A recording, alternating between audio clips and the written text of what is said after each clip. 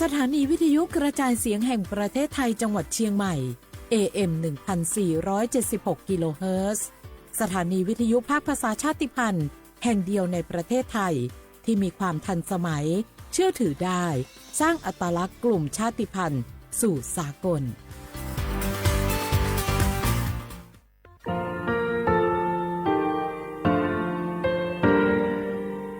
งาคือมีติปิเพกาวิชแลงาคือติกาติชูแลติเลเพกาวิมาเฮยาค่างาคือชอยาออตุคโลกาติเทวิออคือคาติผาคาชูโยอาชูโยวิโยกาคาเดติเลอติเกกาพุติลาวิทัปาโตงาคือชอยาอาสติกาวิโยงาคือออตุคโลออคือคากาติเทวิเวอีเวมาโกติยาลิเลทอกาอายีเวคาชเวเพวิโยออลักวงาคือออตุคโลออคือคากาติยายามาเตียลาวิโลโกงาคือชอยาทอกาอาสติมากาวิคาชูงาคือมีติปิเพกาวิเจแลงาคือติมูติสติเพเลอติกาลิเลอาชูโยเวอเวปุตาเวกันติภาคาเสติเกคาเดกากาติเชวิทัปาโตงาคือมีติปิจกิเพลากาวิโยเชแลงาคือเทโจโมคุคางาคือมียาถาตอกคปิลาตาเวปุราเวติชเสนีเสหปามัชหปานิหิงาติชออกขอบทามัววิทยาลัยวิชาการศึกษาประสามิตรโกเวออคโลจากเกรทาไทโจโมคุโฮคางาคือมียาถาปิยาลาตาเวตอกคติพายโย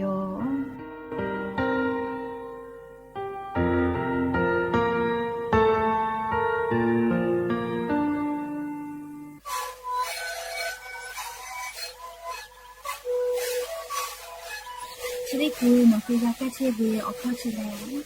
และหูข้อต่อตัวออกทีจังหวัดที่ไหนเอ็มนาบาเต็งที่โอหาสุจิขอกิโลเฮเต็งเลเลมหลอกเอาพ่อออยาแก้เชื้อเวมาลีไปแล้วไปชิ้นมาลีแล้วเผื่อเวออยาที่มาลีเคยแต่แล้วเข้ามาลีชาพยาเต็งเลเลและหูข้อก็เชื้อเวและงานและหูข้อก็เชื้อสมานนกโบเมดิโซ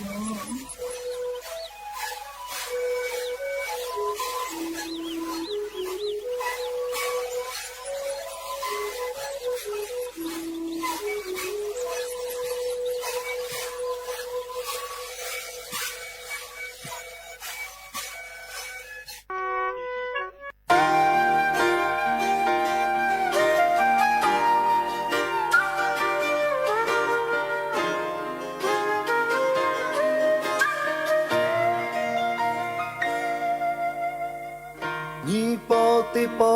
ออกโมดะทาโอทาคิลิมาฮิวทอกาชีไล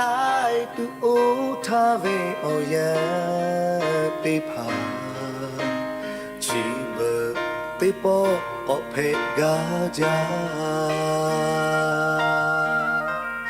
ยี่ปอติปอออกโมดะทาโนทังาเลเลมากาเชโอทาโอมาฮัตุเชเวนิมาชิชีเบติปอโตโมลาป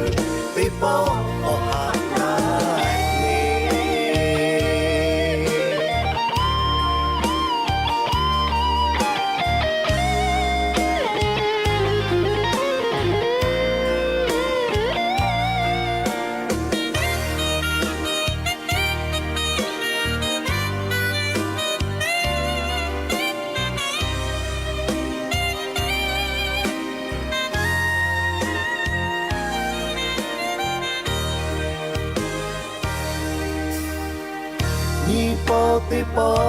mo da ta no ta nga leng le ma ga she o ta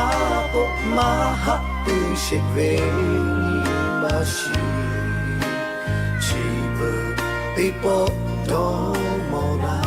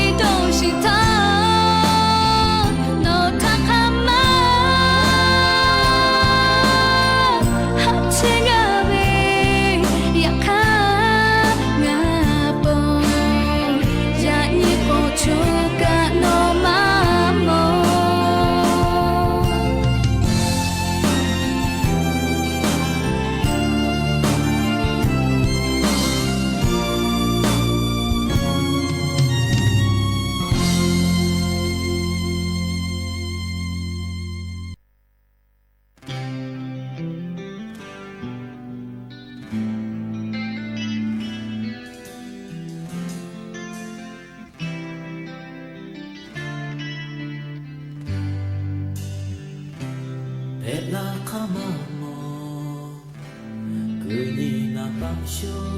가마 좀 잘해 비도리가 보그야 꼬마 어베샤레나요 가제 그 칼로 저에 물자마자가 슈타 데샤비리 다힐레 빌라후야 후베 모지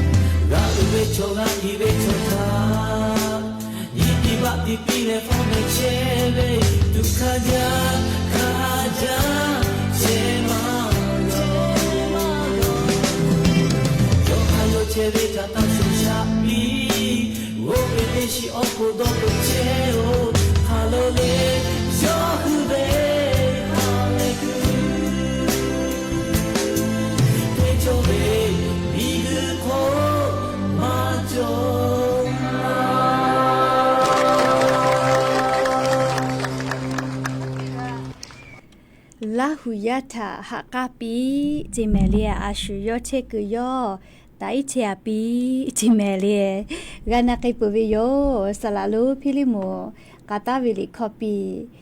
tipo peviyo la huyata hakapi la huyata ta forme pi kovili ko tipo peviyo yakwa yanyimla ko tipo thoka daja vyo nyo yacho kholo nga hu tipo ko ga mila vi thakato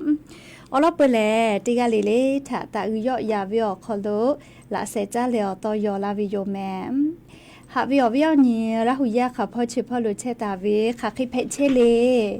ติกาเลเลทอกาจ้าแม่ดอแม่ซุแม่กาแม่ฮาเลดอซาเชลเลนะเชดิเจวิอยากานี่คือไทมิโกอคอโลแลมูยิคอยาเพวิทาปะตองะคือติกาเลเลกาอ๋อเจ้ายาคัสเพตลาเชเวอานาอกอติพัทธานี่คือต่อดาเลอปูกากากิตูจ้าเวดอเวเชเวจอเวเตเจเลเลพอกาอาชุยอโตยอยากาทักคะแดญหาซาดากิสิแมมและยันยิเวอยากาเชติซอคอโลสเปเซญียันยิแลฮิฮาปาออกูฮาปาออคอโลเลยันยิติชออญีพึนแผวิยอมและจะขอโทษกันยี่ฮียี่ชอขอลอขอหาวิอวิอนี่ละหุยาติเผาตีนี่เลมุหลอกก็วิอยาติชุตินาลิตาเลอสาวุมุหลอกก็ติชุนาลิทักขกายตีนี่เลงาคือละหุคอตอกไอเชวิโยแม่วิทยุเรดิโอพอ AM ที่ฮิวอหาสุชิขอกิโลเฮิรตซ์เตไลพองาคือละหุคอตอกไอเชวิโยเพื่อรายการยี่พอติพ่อ Facebook Fanpage สวทเชียงใหม่ AM 1476พ่อกะไลฟ์สดติดต่อไปเชวิโยอวิอนีละหุยาติภาทกะติแกละหุครอบพนาเลอนี่คือละหุชอเจทะออกาปิดะไปแผวิโยแม่ห ฮาวิออวิอนี่ละหุยาติพาโอยานี่วิออยากะยูเวลาตาวิซาตาอลอติพาไลลอจอตาวิโยอวิอนี่ละหุยาติพาทอกะโนหุเกอเพเชเวอจะใจวิซาตาติพาเฟือละเพวิโยแม่โชเป้าป้าลงอะคือละหุยาเชตาวิอเตียคโลเพเชเวอลอซาตาติพากะกากาวิโยจะดับปะตองอะคืออวิอนี่ละหุยาเชกอเตียคโลเพเชเวอลอซาตาอจะใจวิกะฟืตาอาลาเพวิโยแม่ยานิวิอยากะชดิคือติชตินาลิตาเลวอัมติคือซาวัวจาวิอยาติชนาลิทักขะไกลิงะคือติเกอบุดาจาก็เวไรเก่าคโลงะคือติเกเชียแล้วชเป้าป้าโลเวอลอซาตาติพายูเวลาแลลิงะคือติเกกาดะเจดะกิตุโยแม่เฮโกอวิอนี่ละหุยาติพากายะนี้โนหุเกอเพเชเวเลขาคิเพเชเวมุยีลาเชเฮลาไม่แล้วมุยีเปื้อลาไลกาเลติปอมุยีกอโลเราจิแม่เลมุยีกอลาเวมุยีจะเคติลาเวลโกเลสติตาเจ้าเวอลาจลาฮาแพตอลาปื้อเวเลให้ปื้อขอเวกะลูลุลาอีกะทูเวมีปะวิชได้ผ่าทางะฮือสติตาเลกาฟาวิแม่เอกว่ายันเวอยาคโลกางะคือมีอคโลเพเชเวเลอเจ้ายาคาสเวซาตาอลอติพากาไลรออยู่เวลาตาวิโยแม่จะได้คืองะคืออลอเปเตลอติเกอยู่เวลาแลกาดะเจดะไกตุเวลายะนี้งะคือไทมิงกอคโลเพเกเชเวอเจ้ายามุชามุยีพ่อจ้าดาวิซาตาอลอทาอยู่เวลาแลงะคืออลอติเกกาดะเจดะไกตุโยแม่อวิอนี่ละหุยาติพาเกอวิซาตากะฟูลาเพวิแม่ชูเป้าป้าโลเวอลอซาตาติพาฟูลาเพวิโยงะคือละหุยาเตกาเลเลทอกะชริเจเวอยาอคโลเกเกลาลาเวเลโลกะฮะกะจ้าจ้ากะใจเวมาโกเลยากอตุไกเวกะมุชามุยีพ่อเวซาตาติภากะคะเดพอนะแม่อลอกวชริคือเวอยามุยีกะลากุลาจาเวทปะตอโลกะฮะกะกะอีกะลูยะลาเลอีกะอึจาโลเลเขกงะคือซาตากะกะกะเชวแม่เลมียาติภาติมีขอเกเลเจเลอีกะปูชื่อเลเลอีกะลูชื่อเวลอเซเวเจเลเขกงะคือเฮคอติมีขอเลกะติใจเวกะมุยีลาใจอีกะยะลาจาเวลโกเลอเวียนี่ละหุยาติภาทอกะมุกอติอคโลหากะพอวิโยซาเลเลกะอีกะลอเป้าหน้าเลโนหุอีกะลอเป้าเชียแล้วอีกะลออคโลอซื้อติพาปาลาวิโลโกนาลีหากะพอวิแม่เลียวโลโกอีกะลอเลอซื้อปาลาวิโลโกหนูคือเชคือติต่อมุยีมาลากาเลโนคือข้อพ่อมุยีลาวิโลโกอีกะลูอาจาคือลูยะลาลาวิแม่เรียกว่าวิอนี่ละหุยาติกาลิเลกะเฉดเจเวอยาคโลลีโนคือเกเกลาลาวิอคโลมุชามุยีพ่อเวซาตาติภากะคะเดพอนาพอหาอยู่เสแม่เรียกว่ายันนี่กะยาเซทาโกไกปุเวคาชูเลอลอเปเตลอยานี้งะคือไทมิงกอคโลจีจอปากรมตุนิยมวิทยาพ่อ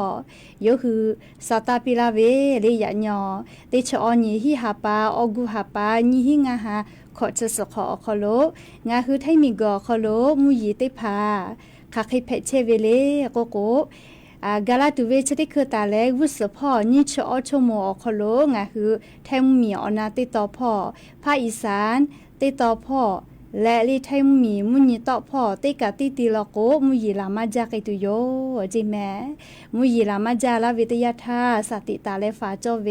ให้ผู้ขอวิกะลูลุลาอีกะทูเวมีปะเวมีกุยอจิลาเวชติภาทะกูให้แหละฟาตะเจแต่อย่าชดิคือลิมุฮอมุยีติดีงาคือแท้มีอนาติต่อพ่อมือคือลาเชวิเจและเลเล่ามีอนาติต่อพ่อกาลุเอและเวียดนามมีอนาติต่อพ่อลาชื่ออ่านตังเกียวพ่อกาลุเอและชดิคือเวียย่างาคือไทยมีเกลาชื่อลูอาดามาเอาไทยพ่อกาอีกากุบากาติเมตาเลนิเมเคก็เฮตาลาวิเจแต่อย่าลโกเลชดิคือเวียย่ามุฮอมุยีลูพายุโซโร ร้อนเลยออปเปิลก็เวติดีนัวจะปั๊มมีอฮอติต่อพ่อหุยเชเวจิแม่จะดับปะตอจะติญินิเวอย่างคือจะปั๊มมีพ่อแกดอเวลโกเลียมุชามุยีพ่อเวสาตาติภากาเจญานิเสเจไกแผ่มาไกแผ่เวเลยอลก็มุหอมุยีรู้จะแผ่เวเลยจะเคยจะแผ่ละก็จะปั๊มมีอคโลชอมีเชาละเชอก็จะเชียวิทัปโตเรียมหอมยิลูลาจาละโกอีกะลูลูลาอีกะถูเวชได้พักะแพงไงจาวิโยเฮกงะคือราหุยาจะปั๊มมีพ่อเกดวิชอติพาลโกมุชามุยพ่อเวสาตาติภากะอาจจะญาณิเสแม่เฮกงะคือไทมีกอคโลเลียยานี้มุยีชอบป้าโลขันนี่เปอร์เซจอตาเวเลโกโกเลงาคือแท้มีอนาติตอพ่อแลมุยติฮาวิอาสเปอร์เซเบหุตาวิเจลียานิเวอยาติฮาวิอาสเปอร์เซจิแม่ข้าพ่อเลโกโกเลเมฮอซอพ่อจีใหม่จีให้ลามปามพะเยาน่านแพร่ตากพิษณุโลกเพชรบูรณ์อติเชเรพาวคโลริยานิเวอยากาติกาติติลโกมุยลามาจากตุโยเจเปือแลไทมิกือภาคอีสานพ่อกาลิติฮาเวียออชเปเซเบหุตาวิเจติกาติติมุยลามาจากตุโยเจแมเตเลลิไทมิกก็จะติตอพ่อกาติฮาเวียคอชเปเซเบหุตาวิเจลิติกาติติมุยลามาจากตุโยเจแมไทยมีกือฮอติตอพ่อกะลิยานี้เซชเปเซตาเลออชเปเซเจและกุทิพ่อลโกติฮาเวียคอชเปเซเบหุตาวิเจเลมาเวกุทิพ่อมุยลุลาวิแลมุเผือละเป้าลุลาวิเจแม่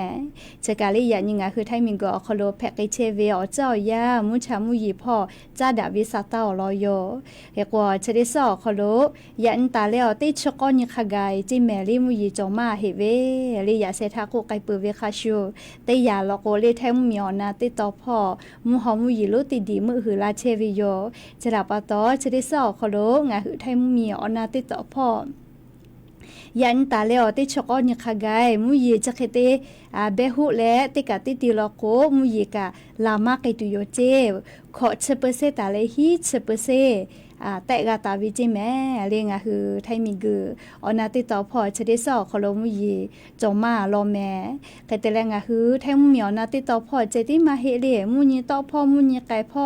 ฮอพ่อกุทิพ่อขกายกะเจดิซอคโลติชงันตาเลติชกอนิเวอยาชอคโลติปอมุยกอลุลาเลอติกาติติลโกกะมุยกะกอละมาจากตุโยจิแม่เลชกะแพกเชเวอเจ้ายามุชามุยพ่อจ้าดาเวซาตาอลอติพาอยู่เวลาและงาคืออวิอเนียราหุยาติพัทธาอลอซาตาติพาจะเคกาลาวิโยแมก็จ้าเลก็จ้าเลกาเลมุยลาจาวิทัปตองาคือแทมมีอนาติตอพ่อกะมุยลาจาเลอไลกาไลติอคโลเลอีกะลูลูลาเลอีกะทูเวเลมีปะเวมีกุยอจิลาเวถ้าปะตอลีลูวิสิวิอเจติพาทอกะกักฟุมาจาโลแมเฮกอยาซอนามทีละพ่อจิแม่เซลกะมุยกาลาวเจเลจะขอเป้าเมเซลเลนัวตาชิลิเป้าเลชอป้องะคือไทยมีกือเป้าลอกเมเซนาเลโนติตอพ่ออีกะทูเวเซปอเกาจิแม่เลจะได้ปอสอก็เซปอเกาเจอีกะลอลูเลเมเซกือลูอีกะลูยาลาเลจูเป้าตาชิลิเป้างาคือจะฮู้กือจูพอกะอีกะถูเวลักฮิติมิพะเจกะเยลอกกะเกมะกะจิเมลิตาชิลิติตอกะกะแต่ละชอเป้างาคือไทมีกือเมเซอเลเมเซอชอเป้าตลาดสายลมจอยพอกะจะได้คือเวอยามุยลาวิทัปะตออีกะลูยาลาเลเมเซกืออีกะบิสิตอลาเลเลจะได้คือเวอยาตลาดสายลมจอยก็เวลีจืมฮอกอติติเผาคโลกะอีกะทูวิจิแม่ลิโมกะมากะฮอวิโย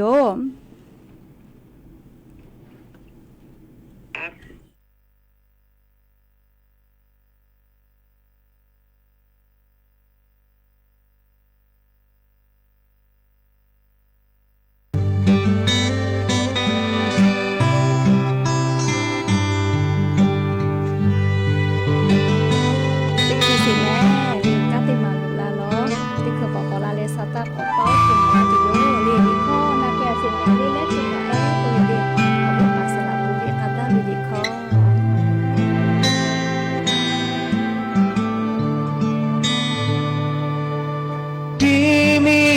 တိပရေမူရယောခေါ်ကိုဥဖို့ချေဟောလို့အောကဟောမူတလေညီမ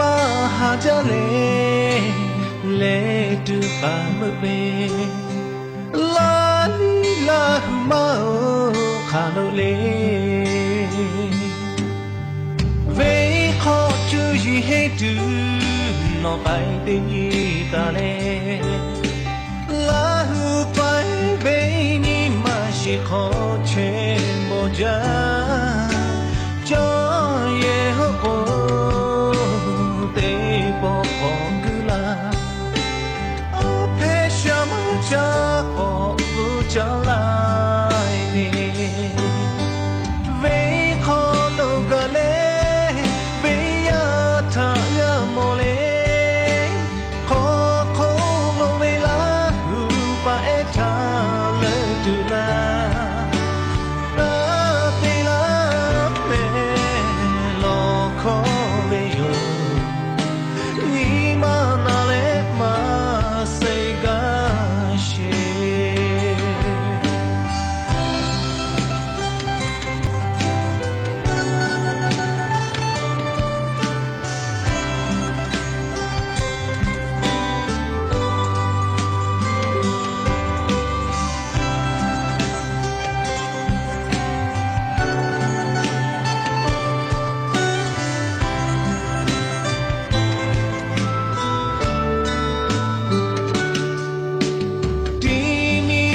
တိပရေမူရယောခေါ်ကိုဥဖို့ချေဟောလို့အောကဟောမူတလေညီမဟာကြလေလေတူပါမမေလာလာမောခါလို့လေ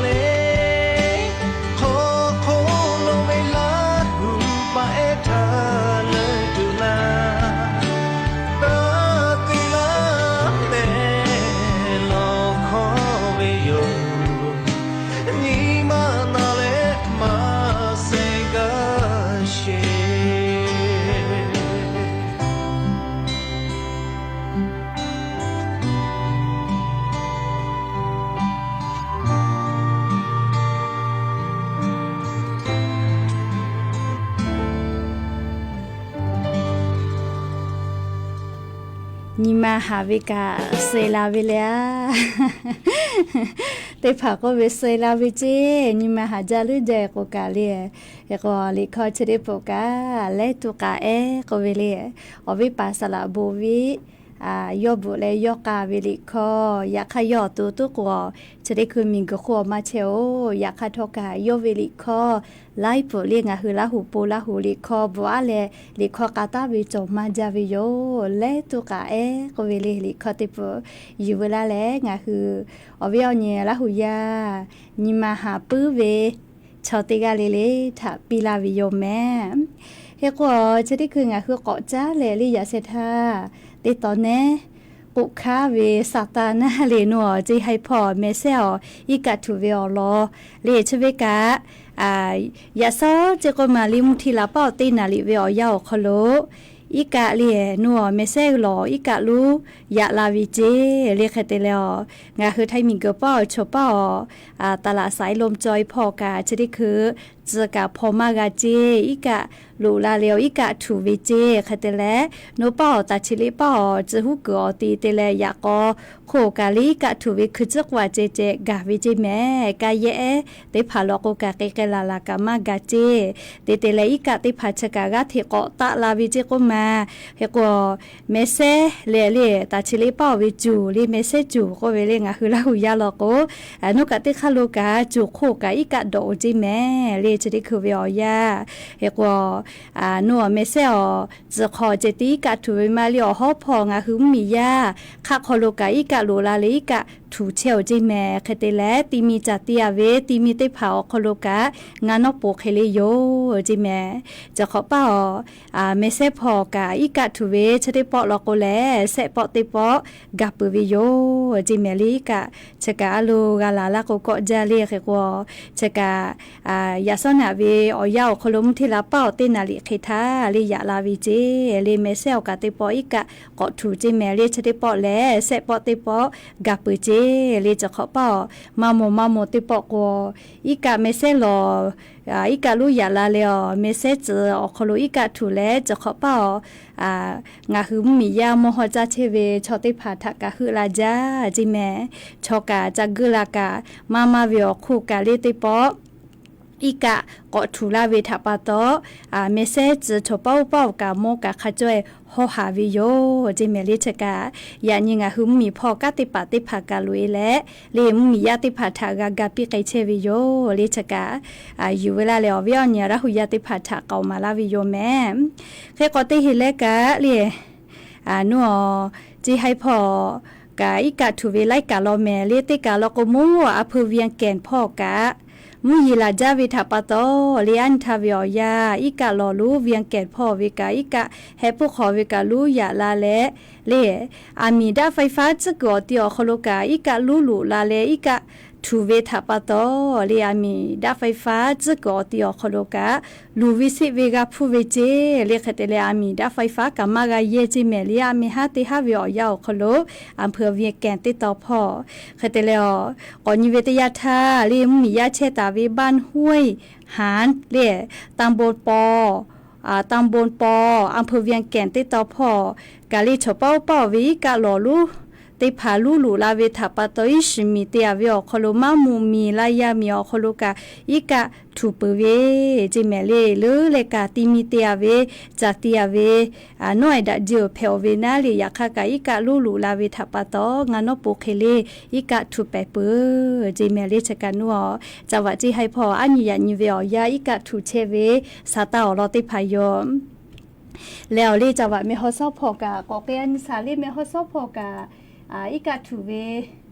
มาเคลาฮิโลแม่อวิออนยละหุยาติเผาเลเมฮอซอพอใครเลก็กลัวจะได้คือเมฮอซอพอญาณิเวทยาทาเลเมฮอซอพอมัวอภขุนยวนติต่อพออีกะถูเวทาปะโตลิมมียาติผาอหากะพะเจก็มาจาตุดอตุมาจอคือเจคือมาจอนาลิอลโกอีกะลูลาเวทาปะโตเยกะอีกะลูไปเลเชคือกะมาจอจอยเตเลเลกะมือเจกะเจเชเวเจเมเลอภขุนยวนเลจะวะเมฮอซอติต่อพอนาลิจะได้คือเวียวยาวคโลอีกะถูเวเลมาฟีฮิจิเมเลไลกะไลติอคโลลอกกะอบาพอกะโตลามากะสิเจอลโกอยากอจูจาเวติภากะอีกะลูบาปุยวิทาปะโตโตลามากะเจเลเคกงะคือมียาติภาทกะขะจ้วยเพหาวิโยลีอาสติกอคโลอลโกชอยะชอมาจามาเพเลอยากาลกุมือเวนะเรียกว่าจะได้คือเมฮอซอพอกะจะเคกับฟูกับเพเชเวจิแม่เคกอติฮิเลกาลิอวิออนอยู่ระหุยาติเผาชะกายาเซธาอจะเจกาลาตาวิสตานาเลใครกูเวเลกูเลอจะเจกาลาเวสตาจะได้รอกูเวอชอกาติกาเลอปีชอมอเจกุมาแฮคอติมีขอเกวิเจเลติมีขอเกเลอีกะลูสเวเลอเซเวเจลีชอกาติกาโซจิเมลวิออนยระหุยาติเผาหมออภขุนยวงพ่อเลอาปีชอมอเลอาสากะขอชะงะขอกาเวลอตีมีขอ ไกวิจิก็มาเลียติมีขอกันเลยอีกะรู้อย่าลาเวทาปาโตลีกะรู้สวเวเจไกเตลอย่าสอตัวโมจิแม่เลียกก็โซโลเจเลียปีกติกาจิแม่ลิมัวเพื่อคุณยัวพ่อจะได้ปอเลียจะว่าไม่ฮอซอพออีกะให้เพื่อขอวิกะรู้อย่าลาเวทาปาโตอีกะถูและเลียชอกติกาโซเจก็มียาเยติพามือจ้าว่าจ้ากือติมีติพายสมิติพาเลลูวิสิเวกาฟูมาเจ้าวิโยเลชกาจะได้ปอมุยลาจาวิทัปโตลูวิสิเวกาฟูกาเพเชเวเลจาวะเมฮอซอพอจะได้คืองาหุมมีพอจุยารัฐบากาลุเอและมียาติพาอีกะดอตูจ้าตูดอตูติพาอยู่และเลกาปิไกเชวิโยอลโกชอยาเลอายีอุจาวิอจ้าตูดอตูแม่ลีกะเลอจ้าตูดอตูจะได้พาอายีอุจาวิโยเปื่อลโกกานะชนะอยู่อาปูเวกาลิเกิดติพาโลจาวิโยไลกาโกเวติชกามาวกตาเจลีกะลูลาลาวิทัปโตเยกะขอวิโมเยคือติภากะอีกะถูแล้วเรียมีดาไฟฟ้าถ่ายจะเลยเยตุเวอเคอคาติพาลกุกะลูเปวิเจหมดทกากะไลแคอีกะขอติคือเวจิแม่เรียกว่าคะคอลอคอโลอยากติภากะไปแล้วเยติภากะอีกะลูบาวิทัปโตลูวิสิวิอเจติภากะฟูกะค่ะมาจาวิโยจิเมลิชกะมัวจาวะเมฮอซอพอมุยลาจาวิทัปโตอีกะลูลูลาแลอีกะถูเวอลอมเตียเลกะลินูอเลียจังหวัดละปาพ่อเรียตังโบร่องเคาะเรียอำเภอวังเหนือพ่อกะอันทำเผื่อละเป้าอ้อนาลิเคตยาธามุยลาจาจิโกมาเคตเลห้วยน้ำเรียห้วยน้ำหลอกเก้าวิกะห้วยน้ำติดต่อพ่อวิกะขะขอวลูยาลาเลเรียยาเอลิฮิจอแยศูนย์พัฒนาเด็กเล็กตังโบร่องเคาะเรียอำเภอวังเหนือจังหวัดละปาพ่อกะอีกะลูลูลาเลอีกะถูวิจิแม่เรียให้เพื่อขอวิกะลูจิลาเลเรียลิฮิจอแยติแล้วมียาเชกุเยขอกะอีกะถูวิจิจะได้คือเรียเจ้าหน้าที่อปตร่องเคาะกาลุยและมียาติผัดถากากาปิไกเชียวจิแม่เรียชกาอยู่เวลาเลยอวิอเนี่ยละหุยาติผัดถากเอามาลาวิโยจะได้ฮับปาเรียจะได้ฮับปาติเลหอซอติฮับปาสฮับฮีฮับปาก็ฮับปาเรียชนี่ฮับปาคลงคือไทมิงก็คลมุยลามาจาตุโยเจเรียกก็งคือติกาเลลิกาลาจลาฮับเพตอลาวิโอเจจะได้พาทาลีนี่คือกูเฮกูฟากาตัวอโปลิงคืออวิอนี้ละหุยาติพาทาอลอซาตาจะได้พาอยู่เวลาแล้วเรียจะเคเกามาลาวิโยแม่ขอจ้าเลกาเรียบาสวัสดิกาแห่งรัฐพอจ้าดาเวซาตากาเจ้าก่อนาเสงาคือราหุยาติภาโกลาเวเรียบาสวัสดิกาแห่งรัฐบาโคจนอคโลเมชติฮาปาอคโลเมโมปัจจากาฮิลาโกลาเวเลปัจจากาเวโยเลติกาเวียเสหบาเวชอคโลโมปัจจากาเวโยฮาปัสตินีอคโลเรียปัจจากาเวโยเชเลติฮาปาพุติฮาปาจิเมเกติยาเลกาติภาชมมฟุกอนาลาเวเลชติฮาปาเมติชนิชอคนจวยเวียคาติญญากาตุเลชมฟุกานาลาเวเลยก็ฮิฮาปาอคโลชมฟุเลปุลาเวฮาปาสกอนทากาลูลาวจิเมเลอลโกติชนิชอคนสนีลวยเวทาปาตอลีธนาคาติภากามาตินาเลกว่างาคือจะได้ฮาปาเลฮิฮาปาอคโลชมฟุติภาเลโคปิกาฟุติภาฮาปาสกอนทากุลาไกปวิโยจิเมเลชกายูเวลาเลงาคืออวิอเนียละหุยาติภาทะเกามาลาวิโยเพื่อเลกาลีโครงการเงินดิจิทัลวอลเล็ตที่เมืองบาวิกาเจ้าก่อนาสิแม่อวิอเนียละหุยาติภาเลโครงการเงินดิจิทัลวอลเล็ตที่เมืองบาเวไลกาลโกลงทะเบียนและเลขขั้นที่1มาเวขั้นที่2ก้าวิมาโลแม่เลขแต่ละขั้นที่3ก้าวิกาโจเจเคโกไลกาโกมาติขั้นที่1ขั้นที่2ขั้นที่3ก้าวิชเมจึกค่ะคืออยู่ปอเวเลโกเลเลงาหุมียากันนันขอคบีจอวิโยเฮโกชเวกาเลยานี้เวียาวคโลสำนักงานพัฒนารัฐบาลดิจิทัลคโลกาอลอซาตาปิลาวิโยงาคือเลยโครงการเงินดิจิทัลวอลเล็ตที่เมืองบาเวแอปทางรัฐอคโลลงทะเบียนปูเวคติเลขั้นที่2อคโลเจติเชียลาวิลโกโนคือแอปทางรัฐอคโลเลกาสมาหิวิเจ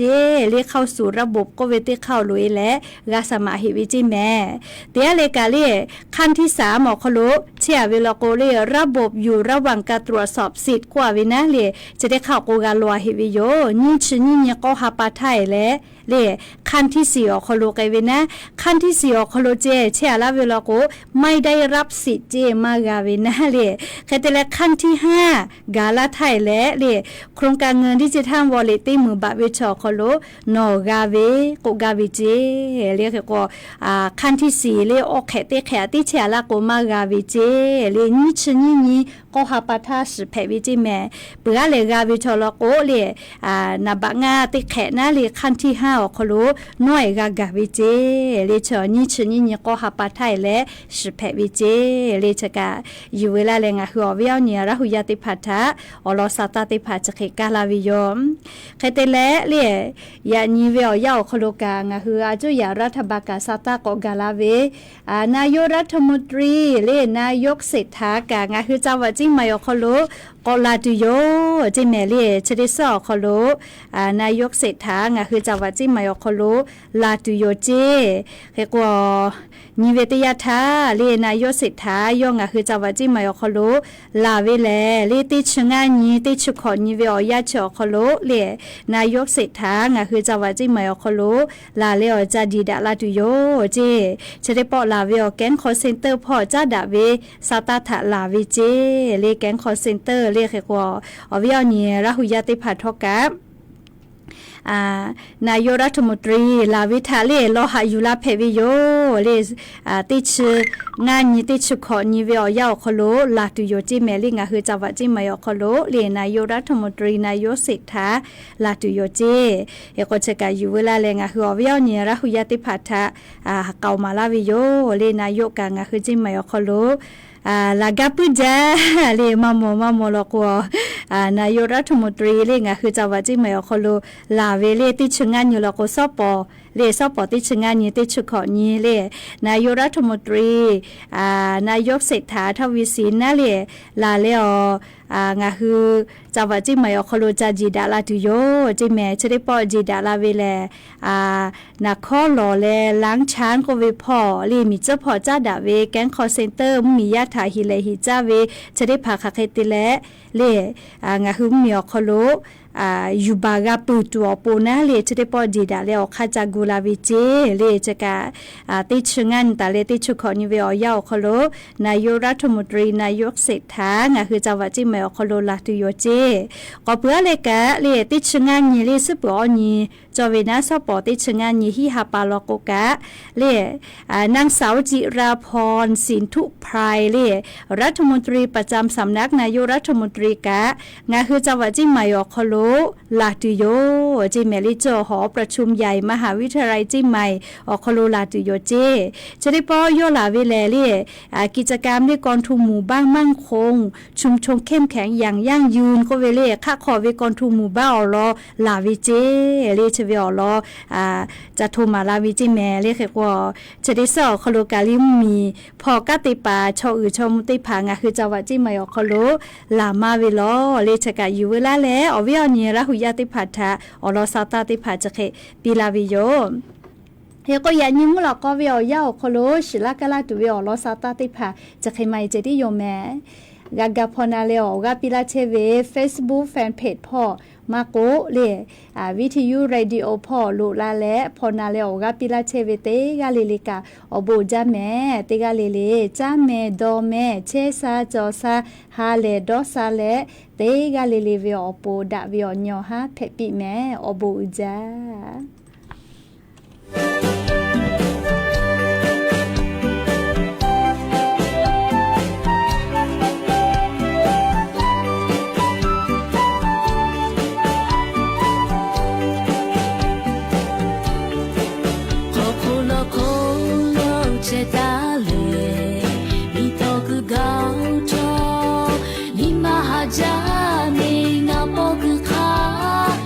ちょうげえげぐと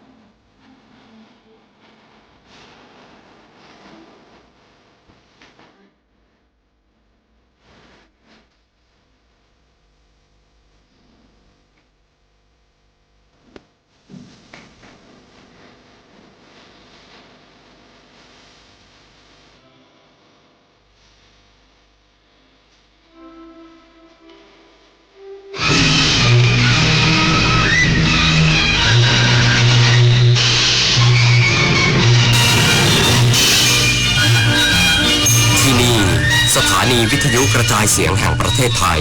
ต่อไปเสนอข่าวซึ่งมีหัวข้อข่าวดังนี้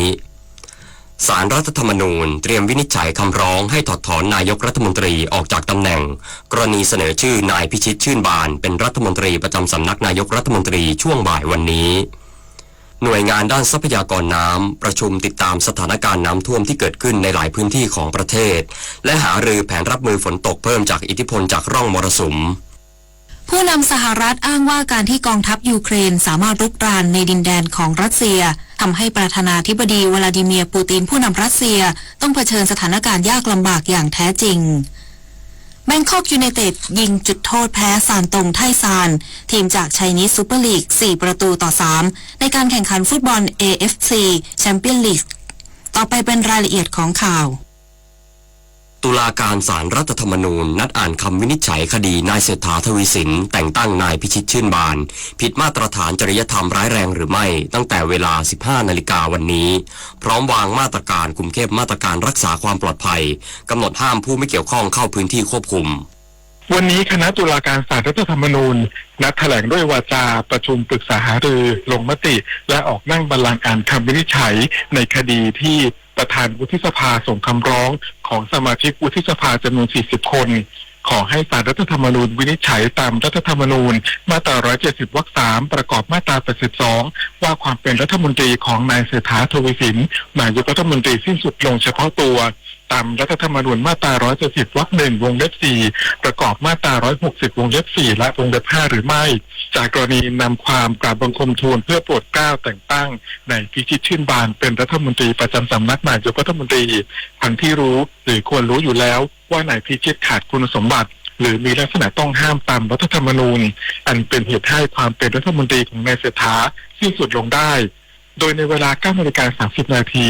ศาลรัฐธรรมนูญได้เริ่มประชุมแถลงด้วยวาจาลงมติและจัดทำคำวินิจฉัยก่อนจะออกนั่งบัลลังก์อ่านคำวินิจฉัยให้คู่กรณีฟังในเวลา 15 นาฬิกาตามที่นัดหมายขณะที่การจัดมาตรการรักษาความปลอดภัยเพื่อรองรับการวินิจฉัยคดีพบว่าสำนักงานศาลรัฐธรรมนูญได้คุมเข้มมาตรการความปลอดภัยโดยรอบอาคารราชบุรีเดชฤทธิ์อาคาร A ซึ่งเป็นที่ตั้งของสำนักงานศาลรัฐธรรมนูญตั้งแต่เมื่อวานนี้ตามประกาศศาลรัฐธรรมนูญเรื่องอาณาบริเวณหรือพื้นที่ที่กำหนดให้ศาลรัฐธรรมนูญและสำนักงานศาลรัฐธรรมนูญใช้เป็นสถานที่ปฏิบัติงานรักษาความปลอดภัยและความสงบเรียบร้อยซึ่งมีผลบังคับใช้ตั้งแต่เวลา 0:01 นาทีถึง 23:59 นาทีของวันนี้โดยกำหนดห้ามผู้ใดเข้ามาในพื้นที่ควบคุมเว้นแต่ผู้ได้รับอนุญาตให้เข้ามาปฏิบัติงานหรือมาติดต่อราชการและต้องผ่านการตรวจตัวบุคคลและสิ่งของที่นำมาตามวิธีการของเจ้าหน้าที่ด้านการรักษาความปลอดภัยและความสงบเรียบร้อยเนื่องจากอาจมีสถานการณ์ความไม่ปลอดภัยเกิดขึ้นโดยมีการนำแผงรั้วเหล็กมากั้นโดยรอบพื้นที่ทางด้านในและด้านนอกอาคารและประสานทางกองบังคับการตำรวจนครบาล 2และสถานีตำรวจนครบาลทุ่ง2 ห้องจัดกำลังเจ้าหน้าที่ตำรวจเข้ามาดูแลความปลอดภัยโดยรอบอาคารสถานที่เช่นเดียวกับวันอ่านคำวินิจฉัยในคดีสำคัญที่ผ่านมาสำหรับบุคคลที่จะเข้ารับฟังการอ่านคำวินิจฉัยศาลรัฐธรรมนูญอนุญาตให้เฉพาะคู่กรณีและบุคคลที่เกี่ยวข้องเท่านั้นโดยจะต้องแลกบัตรฝากสิ่งของอาทิกระเป๋าโทรศัพท์มือถือเครื่องมืออิเล็กทรอนิกส์ต่างๆรวมทั้งต้องผ่านจุดตรวจค้นอาวุธซึ่งจะอยู่บริเวณเชิงบันไดทางขึ้นห้องพิจารณาคดีนอกจากนี้ทางสำนักงานยังได้อำนวยความสะดวกให้สื่อมวลชนและประชาชนที่เดินทางมารับฟังคำวินิจฉัยด้วยตัวเองโดยการติดตั้งจอทีวีพร้อมลำโพงไว้เพื่อถ่ายทอดการอ่านคำวินิจฉัยจำนวน 2 จุดคือบริเวณโถงกลางด้านชั้น 2และบริเวณเชิงบันไดด้านนอกอาคารฝั่งทิศเหนือของอาคารราชบุรีเดชฤทธิ์อาคาร A ส่วนประชาชนทั่วไปสามารถติดตามผลการอ่านคำวินิจฉัยทางช่อง YouTube ของสำนักงานศาลรัฐธรรมนูญตั้งแต่เวลา 15 นาฬิกาเป็นต้นไปศักดิ์สิทธิ์ประดับศิลป์รายงานนักวิเคราะห์ประเมินหุ้นไทยวันนี้แกว่งตัวในกรอบ 1,290 ถึง 1,330 จุดรอลุ้นคำวินิจฉัยของศาลรัฐธรรมนูญตัดสินคดี 40 สวยื่นถอดถอนนายกรัฐมนตรีบริษัทหลักทรัพย์กสิกรไทยจำกัดวิเคราะห์หุ้นวันนี้ดัชนีแกว่งตัวในกรอบ